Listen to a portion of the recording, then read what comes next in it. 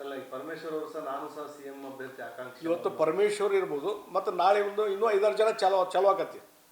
ಮುಖ್ಯಮಂತ್ರಿ ಬದಲಾವಣೆ ಅಂತ ಸ್ಟಾರ್ಟ್ ಆತಂದರೆ ಪರಮೇಶ್ವರು ಸ್ಟಾರ್ಟ್ ಮಾಡ್ತಾರೆ, ಸತೀಶ್ ಜಾರಕಿಹೊಳಿ ಸ್ಟಾರ್ಟ್ ಮಾಡ್ತಾರೆ, ರಾಜಣ್ಣನೂ ಸ್ಟಾರ್ಟ್ ಮಾಡ್ತಾರೆ.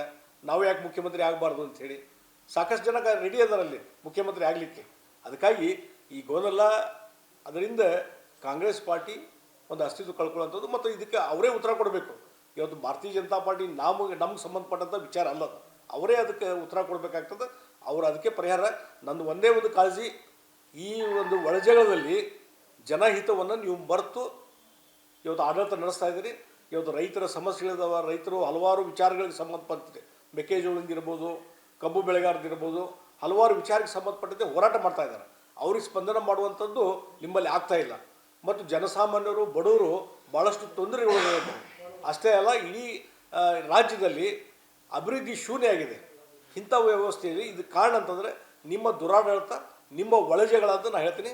ಅದರಿಂದ ಕರ್ನಾಟಕಕ್ಕೆ ತೊಂದರೆ ಆಗ್ತದೆ, ಜನಸಾಮಾನ್ಯರಿಗೆ ತೊಂದರೆ ಆಗ್ತದೆ ಅಂತ ಹೇಳ್ತೀನಿ. ಈಗ ರೇವಂತ್ ರೆಡ್ಡಿ ತೆಲಂಗಾಣ ಸಿಎಂ ಸಹ DKಶಿಗೆ ಅಧಿಕಾರ ಬಿಟ್ಟುಕೊಡ್ಬೇಕನ್ನೋ ಒಂದು ಇದನ್ನ ಅಭಿಪ್ರಾಯ ವ್ಯಕ್ತಪಡಿಸ್ತಾ ಇದ್ದಾರೆ. ಅದನ್ನು ಅಲ್ಲೂ ಒಂದು ಟೀಮ್ ರೆಡಿ ಮಾಡ್ತಾ ಇದ್ದಾರೆ ಇವ್ರ ಪರವಾಗಿ. ಅದಕ್ಕೆ ನಾನು ಹೇಳ್ತಾ ಇರೋದು, ಇದು ಗೊಂದಲ ಏನಿದೆಲ್ಲ, ಗೊಂದಲ ನಿವಾರಣೆ ಮಾಡೋದು ಹೈಕಮಾಂಡ್. ಗೊಂದಲ ನಿವಾರಣೆ ಮಾಡಲಿಕ್ಕೆ ಆಗೋದಿಲ್ಲ ಅಂತಂದರೆ ನೀವು ಹೈಕಮಾಂಡ ಅಲ್ಲ ಮತ್ತು ನಿಮ್ಮ ಅಸ್ತಿತ್ವನೂ ಇಲ್ಲ. ಅದಕ್ಕಾಗಿ ಕೊನೆಗೆ ಲಾಸ್ಟ್ನ ಹೇಳ್ತಲ್ಲ, ಈ ಗೊಂದಲ ಎಲ್ಲಿ ಹೋಗ್ತದೆ ಅಂದರೆ ಸರ್ಕಾರದ ಪತನದ ಅಂಚಿನಲ್ಲಿದೆ. ಸರ್ಕಾರ ಪತನ ಆಗ್ತದೆ ಅಷ್ಟೇ. ಅಲ್ಲ ಈ ಪರಮೇಶ್ವರ್ ಅವರು ಸಹ ನಾನು ಸಹ ಸಿಎಂ ಅಭ್ಯರ್ಥಿ ಆಕಾಂಕ್ಷಿ ಇವತ್ತು ಪರಮೇಶ್ವರ್ ಇರ್ಬೋದು ಮತ್ತು ನಾಳೆ ಒಂದು ಇನ್ನೂ 5-6 ಜನ ಚಾಲು ಆಗತ್ತೆ. ಮುಖ್ಯಮಂತ್ರಿ ಬದಲಾವಣೆ ಅಂತ ಸ್ಟಾರ್ಟ್ ಆತಂದರೆ ಪರಮೇಶ್ವರು ಸ್ಟಾರ್ಟ್ ಮಾಡ್ತಾರೆ, ಸತೀಶ್ ಜಾರಕಿಹೊಳಿ ಸ್ಟಾರ್ಟ್ ಮಾಡ್ತಾರೆ, ರಾಜಣ್ಣನೂ ಸ್ಟಾರ್ಟ್ ಮಾಡ್ತಾರೆ. ನಾವು ಯಾಕೆ ಮುಖ್ಯಮಂತ್ರಿ ಆಗಬಾರ್ದು ಅಂಥೇಳಿ ಸಾಕಷ್ಟು ಜನ ರೆಡಿ ಅದಾರಲ್ಲಿ ಮುಖ್ಯಮಂತ್ರಿ ಆಗಲಿಕ್ಕೆ. ಅದಕ್ಕಾಗಿ ಈ ಗೋನಲ್ಲ ಅದರಿಂದ ಕಾಂಗ್ರೆಸ್ ಪಾರ್ಟಿ ಒಂದು ಅಸ್ತಿತ್ವ ಕಳ್ಕೊಳ್ಳೋಂಥದ್ದು ಮತ್ತು ಇದಕ್ಕೆ ಅವರೇ ಉತ್ತರ ಕೊಡಬೇಕು. ಇವತ್ತು ಭಾರತೀಯ ಜನತಾ ಪಾರ್ಟಿ ನಮ್ಗೆ ಸಂಬಂಧಪಟ್ಟಂಥ ವಿಚಾರ ಅಲ್ಲದು, ಅವರೇ ಅದಕ್ಕೆ ಉತ್ತರ ಕೊಡಬೇಕಾಗ್ತದೆ. ಅವರು ಅದಕ್ಕೆ ಪರಿಹಾರ. ನಂದು ಒಂದೇ ಒಂದು ಕಾಳಜಿ, ಈ ಒಂದು ಒಳಜಗಳದಲ್ಲಿ ಜನಹಿತವನ್ನು ನೀವು ಮರೆತು ಇವತ್ತು ಆಡಳಿತ ನಡೆಸ್ತಾ ಇದ್ದೀರಿ.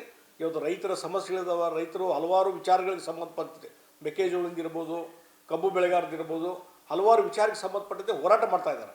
ಅವ್ರಿಗೆ ಸ್ಪಂದನೆ ಮಾಡುವಂಥದ್ದು ನಿಮ್ಮಲ್ಲಿ ಆಗ್ತಾ ಇಲ್ಲ. ಮತ್ತು ಜನಸಾಮಾನ್ಯರು ಬಡವರು ಭಾಳಷ್ಟು ತೊಂದರೆಗಳು. ಅಷ್ಟೇ ಅಲ್ಲ, ಇಡೀ ರಾಜ್ಯದಲ್ಲಿ ಅಭಿವೃದ್ಧಿ ಶೂನ್ಯ ಆಗಿದೆ. ಇಂಥ ವ್ಯವಸ್ಥೆಯಲ್ಲಿ ಇದು ಕಾರಣ ಅಂತಂದರೆ ನಿಮ್ಮ ದುರಾಡಳಿತ, ನಿಮ್ಮ ಒಳಜಗಳ ನಾನು ಹೇಳ್ತೀನಿ. ಅದರಿಂದ ಕರ್ನಾಟಕಕ್ಕೆ ತೊಂದರೆ ಆಗ್ತದೆ, ಜನಸಾಮಾನ್ಯರಿಗೆ ತೊಂದರೆ ಆಗ್ತದೆ ಅಂತ ಹೇಳ್ತೀನಿ. ಈಗ ರೇವಂತ್ ರೆಡ್ಡಿ ತೆಲಂಗಾಣ ಸಿಎಂ ಸಹ DKಶಿಗೆ ಅಧಿಕಾರ ಬಿಟ್ಟುಕೊಡ್ಬೇಕನ್ನೋ ಒಂದು ಇದನ್ನ ಅಭಿಪ್ರಾಯ ವ್ಯಕ್ತಪಡಿಸ್ತಾ ಇದ್ದಾರೆ. ಅದನ್ನು ಅಲ್ಲೂ ಒಂದು ಟೀಮ್ ರೆಡಿ ಮಾಡ್ತಾ ಇದ್ದಾರೆ ಇವ್ರ ಪರವಾಗಿ. ಅದಕ್ಕೆ ನಾನು ಹೇಳ್ತಾ ಇರೋದು, ಇದು ಗೊಂದಲ ಏನಿದೆಲ್ಲ, ಗೊಂದಲ ನಿವಾರಣೆ ಮಾಡೋದು ಹೈಕಮಾಂಡ್. ಗೊಂದಲ ನಿವಾರಣೆ ಮಾಡಲಿಕ್ಕೆ ಆಗೋದಿಲ್ಲ ಅಂತಂದರೆ ನೀವು ಹೈಕಮಾಂಡ ಅಲ್ಲ ಮತ್ತು ನಿಮ್ಮ ಅಸ್ತಿತ್ವನೂ ಇಲ್ಲ. ಅದಕ್ಕಾಗಿ ಕೊನೆಗೆ ಲಾಸ್ಟ್ನ ಹೇಳ್ತಲ್ಲ, ಈ ಗೊಂದಲ ಎಲ್ಲಿ ಹೋಗ್ತದೆ ಅಂದರೆ ಸರ್ಕಾರದ ಪತನದ ಅಂಚಿನಲ್ಲಿದೆ. ಸರ್ಕಾರ ಪತನ ಆಗ್ತದೆ ಅಷ್ಟೇ.